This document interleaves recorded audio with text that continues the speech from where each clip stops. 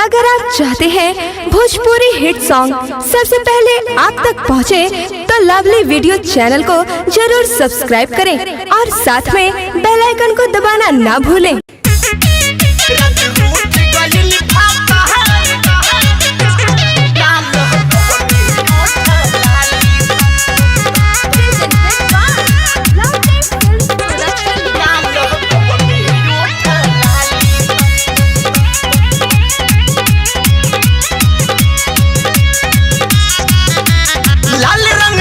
चूड़ी बिंदिया लीलार हो, पिया के पसंद वाला कहीं नहीं सिंगार हो, नहीं सिंगार हो, नहीं सिंगार। अरे लाल रंग साड़ी चूड़ी बिंदिया लीलार हो, उनके पसंद वाला कहीं नहीं सिंगार हो। भइल नहीं तो बहु रोज वाला खेला, बुझी नहीं बात हम बट का झमेला।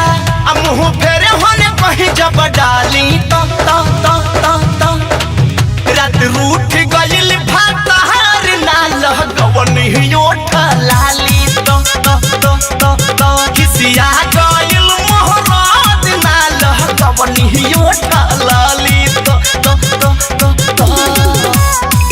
रात रूठ गइल भात हार ना लगवन लाली।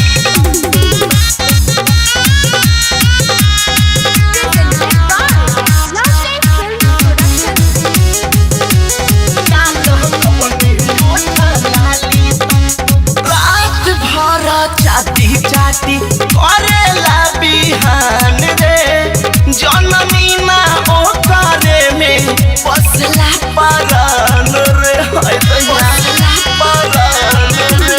रात भर चाटी चाटी करेला बिहान रे, जननी ना ओ करे में बसला परान रे।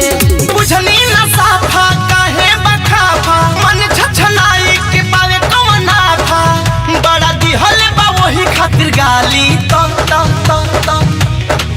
रात रूठ गइल भात हार ना लगवनियो लाली तो किसिया गइल मरद ना लगवनियो लाली तो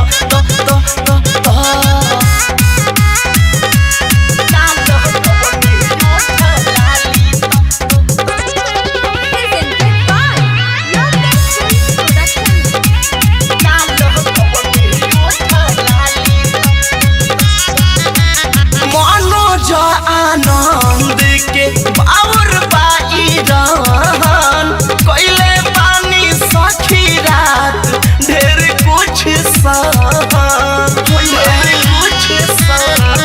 अरे धामू बाबू के बाउर बाई रहन कइले पानी सखी रात मन मार के सहन। कोरोना उठाइला समूहवा फुलाइलास, पूछते जाके भोर में बताइलास, खिस दूर देवे कनवो के बाली तो रात रूठ गइल भात हार ना लगवनियो लाली तो खिसिया गइल मरद ना लगवनियो लाली तो अरे लाल रंग साड़ी चूड़ी बिंदिया लीलार हो, उनके पसंद वाला कहीं नहीं सिंगार हो। भइल नहीं तो बहु रोज वाला खेला, बुझी नहीं बात हम बट का झमेला। अब मुँह फेरे होने कहीं जब डाली तो रात रूठ गइल भात हार ना लगवनियो लाली।